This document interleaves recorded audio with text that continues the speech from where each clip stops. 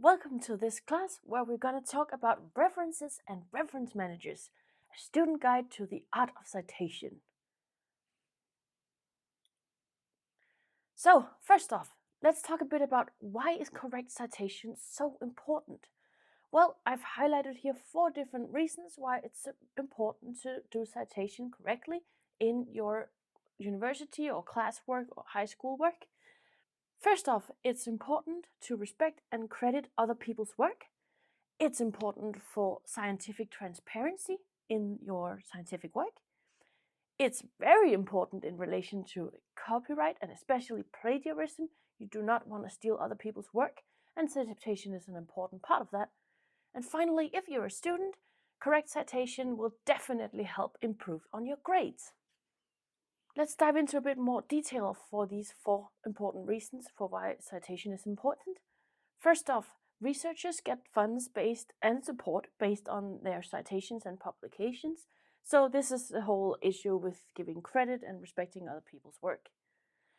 In terms of scientific transparency, information sharing, data reproducibility, and ensuring general sound scientific practice, a lot of those things are related to having proper references in your work.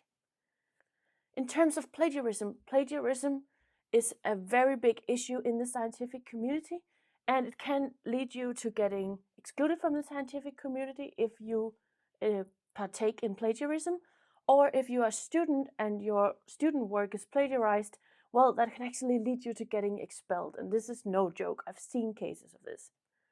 And finally, your grades. Bad citation will decrease your score in your written work, and oral presentations as well, but good citation will likely increase your score. So if you're worried about getting a really good grade, taking a look at citation is really, really important. Often I find teachers will tell students, oh, you have to remember to cite correctly. But what does citing correctly even mean? Well, it actually means that you have to choose a specific referencing style, and then you have to stick to that style. So it's all about consistency. Here I've listed 4 of very common referencing styles. The most common one in science is the APA style, or the American Philosophical Association style. Another really common one in the scientific community is the Chicago style. Then there's the MLA, which is very common in linguistics and humanities. And additionally, you have other unique styles. So each journal, for example, might have their own unique style, and then you have to look up what that style is and stick to it for consistency. In this presentation, I'm going to dive into the APA style because it's the most common in the natural sciences, but all of the things I'm going to tell you about APA style applies to all of the other referencing styles as well, but with different rules, so to say. So, APA style is the most common citation style in scientific papers, and this is usually the style you will be using in your assignments and bachelor and master's thesis. The APA style is a specific style for how to write your reference list and for how to write your in-text references. How you cite the different works in your reference list is going to depend on what type of work it is. So if you have a book, that needs to be cited in a different way than an article versus a web page, and so on. The in-text references also changes depending on the style, and for APA it dictates how many authors should be written in your in-text references, and the style changes depending on whether you're directly citing someone or if you're indirectly citing someone. Furthermore, the APA style also has rules for how to write quotes in the text, but I will say quotes are not very common in scientific papers, and they're mostly done for dramatic effects in books. It's much better to explain things in your own words, as when you're at university, you're not writing high school essays anymore. This is all about you showing your understanding of a specific topic. But there are rules for how to do quotes in the APA style as well. Okay, are you with me so far? First off, we're going to take a look at the APA style for the reference list. Here I've shown an example of the reference list with just 3 different entries, and I'm going to highlight some of the key features of the APA style that you see in this reference list. you will notice that the last names of the authors are written first, and it's followed by the year of the book, in this case, in parentheses. Then we see the title right after the year, and finally the publication. If the publication is a book, you just write the name of the publisher, but in cases of a paper, like we see in the second entry with Castillo, then you write both the name of the publisher, and the volume, and the page numbers. Furthermore, if you have multiple authors, like we do in this last entry, then you put all of the authors in order after their order on the specific paper, and you still have the last name first, followed by the first name, capitalized first letter, and then you list all of the authors in order. Additionally, pay attention to the changes in font that are happening here. The first entry, that's a book, and for books, the APA style dictates that the book title should be in cursive. But the next two entries in this reference list are articles, and for articles, the APA style dictates that the title should be in normal letters, but the publisher or the journal should be in cursive.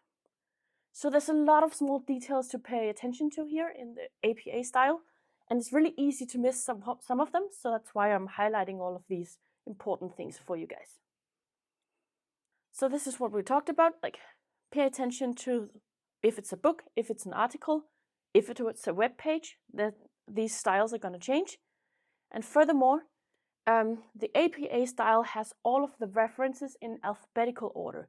So even the orders of your reference list depends on your reference style. You know, for example, in some styles, you cite the authors in order of appearance in your text, but for APA, it's alphabetical. But pay attention to this as well, regardless of what type of style you're using. Okay, so this was a lot of ranting about cursive and fonts and alphabetical order and who knows what. So I think the easiest way to test you guys if you've understood what's going on so far is to give you an example. So I've done a little exercise here where I've shown you 4 different ways to cite a book by this guy called Gill. And only one of these styles, like one of these 4 examples, is actually correct APA style. Okay, so I'll give you a few seconds. You can pause the video if you like, and then let's see if you can find the right one. Okay, you've had a chance to look at these 4 examples. Did you get the right one? Let's check and see the answer. The correct answer for how to cite this book in APA style is answer C. And here you see the last names first. We have the year in parentheses because it's a book. We have the title of the book in cursive, and finally we put the publisher. But let's have a look at these other examples I've put. Example A is actually how you would cite a book in MLA style. That's the linguistics, humanities style, referencing style. This is one of the common ones. And down here in D, I've put an example from the ISO 690 style. And here a unique thing to pay attention to is that the last name of the author is put in capitalized letters. And finally, I've put this option B. And even though option B doesn't look weird in any way, it's actually not a defined style. So this would be an example of nonsense or someone who's cited incorrectly. Let's move on to the in-text citations. In-text citations are essentially when you're putting a statement about someone else's knowledge in your bulk text, and you need to refer to where that reference is coming from in an easy but short form way. And you can do this directly or indirectly, so I've put a couple of different examples of in-text citations here. And let's just highlight some of the key features. First off, in APA-style citations in the text, you always put the last names of the authors, a comma, followed by the year. And that whole citation is put in parentheses. If you are citing it indirectly, you put the entire citation in parentheses. But if you're citing it directly, as if you're talking about what the authors have found, then you put the names of the author in the text and only the year goes into the parentheses. Furthermore, if you have more than three authors, we use this et al. Abbreviation, and it just means and others in Latin. It's very important to notice that et just means and al is abbreviated, so therefore there is this little dot because it's an abbreviation. So you always see in APA style, if there's an et al, it's et al dot comma. So always remember that comma. Likewise, if you're citing it directly in the text, you also have to keep the dot, but obviously the comma goes away. If you're listing multiple authors as your reference, if you have, for example, a bunch of papers and books that all agree on some specific statement, well, you can put all of the references in the same parentheses, but you separate each entry by a semicolon. It's really important to pay attention to. If you are citing in a direct sense, well, then you just put the years in parentheses and list all of the authors as if you were writing them as normal names in a text. Finally, there's a specific thing to pay attention to with two authors. So for two authors, you have to put both authors' names.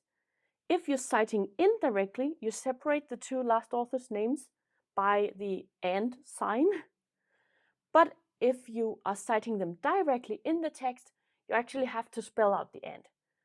And this also changes from reference style to reference style, but this is just the way it's done in APA style. Whew, that was a lot of information. So let's just recap what we've learned so far with a little exercise. So once again, I've shown you 4 examples of how to cite this paper by Strake et al. 2005. And only one of these 4 examples is the correct APA style way to cite this specific work. I'll just give you a few seconds to have a close look at all of the details here. And you can pause the video if you need more time. Okay, ready to see the answer? Let's check what the correct way to cite APA style in the text is. It's option B. So here we have both the indirect way to cite Strake et al. And the direct way to cite Strake et al. But let's just take a look at these other examples I've put and see what's actually wrong with them. Well, option A is the Chicago style of referencing. And you see in the text, the only difference between Chicago and APA is the comma. The comma after Strake et al.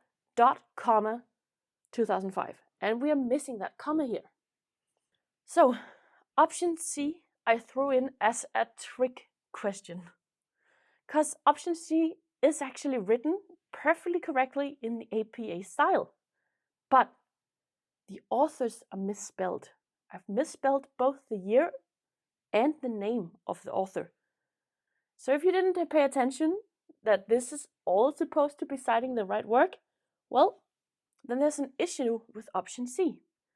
And this just goes to show that typos make it in there, especially if you're citing things by hand. Finally, we have option D, which is just utter nonsense. And essentially what I've tried to show here is that someone's gotten confused about the parentheses and the commas.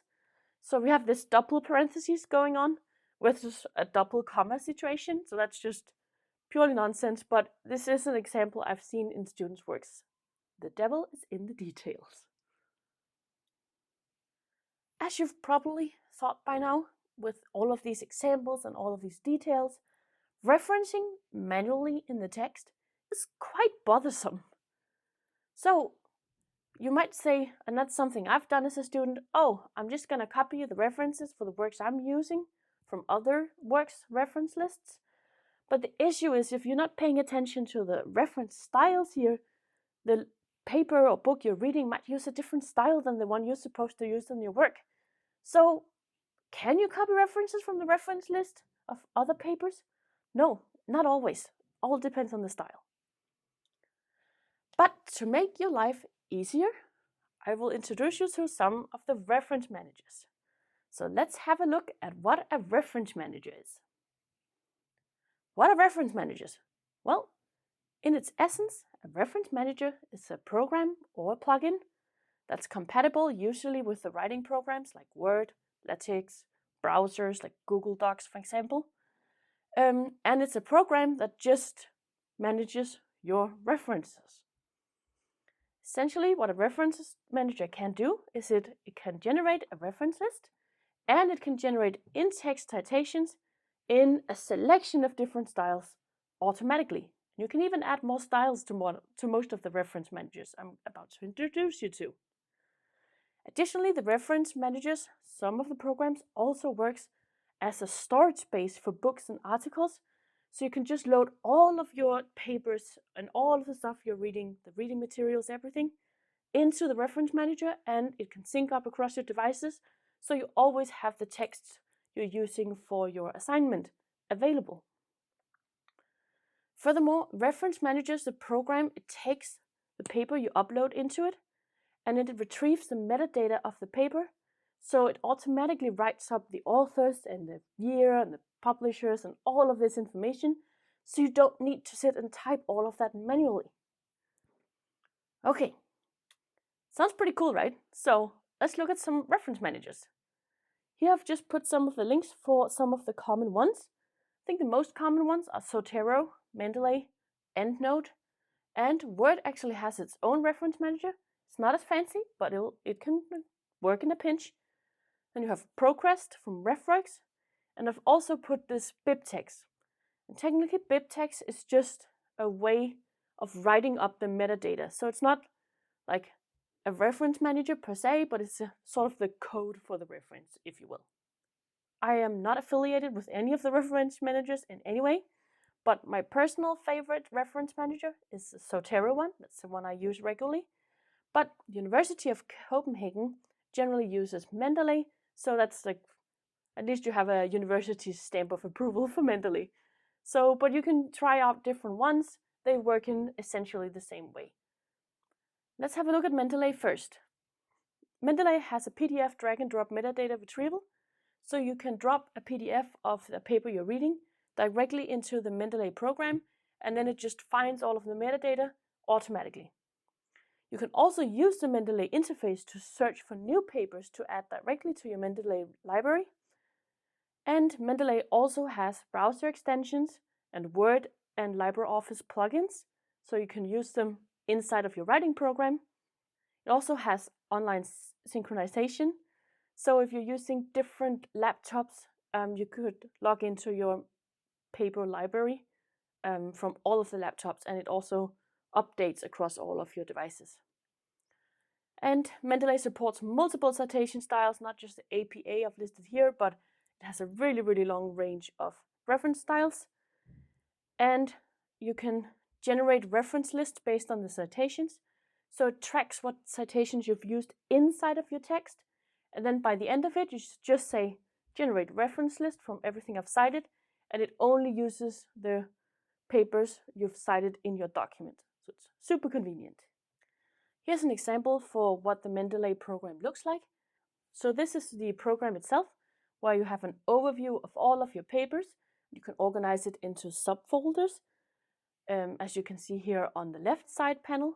And on the right side panel, it shows you all of the metadata it's retrieved from a specific entry. Inside of Word, you essentially get a little referencing plugin, and that allows you to go to Mendeley and retrieve all of the papers from inside Mendeley, but from the Word interface. So let's have a look at Zotero. So Zotero is very similar to Mendeley. I just found it works a bit more robustly on my computers, but it also has the PDF drag and drop metadata retrieval. You can download directly from browsers.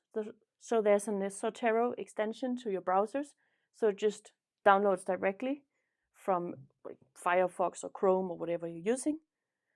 Likewise, it has this online shareable storage and synchronization of libraries across your devices.